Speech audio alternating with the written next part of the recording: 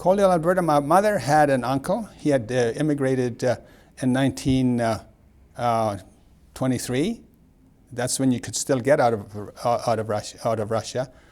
And he was in Coaldale, and he was able to get the documents. And the Mennonite organization, probably Central Committee, MCC, what they call it, so they got organized, and they collected the refugees in Germany, put them into immigration camps, and then we have to go through the medical situation, all that sort of thing, and eventually came to Coaldale.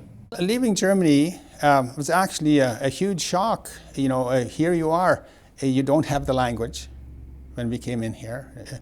You know, very few people, of course, and the feeling against the Germans was very strong. Right. You know, right after the war.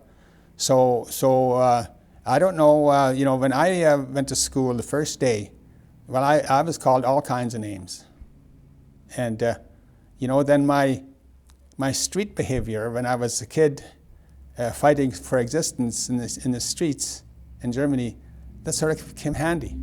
You come from a country where you have a town every few miles, and here you can drive for miles and miles and not see anything. You know, the vastness of it all, and we just felt there was nothing there. We had to, you know, we came back over as beet laborers, like sugar beet laborers. That's maybe a point. You know, that's how, you know, the Canadian government, they needed agricultural workers. And sugar beets in this area, it was a real hard labor's job. You know, it was really hard. And the born Canadians didn't want the job. And there wasn't a machinery. The machinery wasn't developed at that time to thin sugar beets and harvest them and all that sort of thing. So there was all hand labor. So they put us into a, what do we call a shack in the country, and this is where you are, and you're going to work sugar beets. We all worked, the whole family. My twin brothers, they were already 15, and they all got jobs on some farm. If, you know, not in the sugar beet season, if it wasn't sugar beet season, then they would go and work someplace on the farms, and we'd, you know, try to get my mother a house.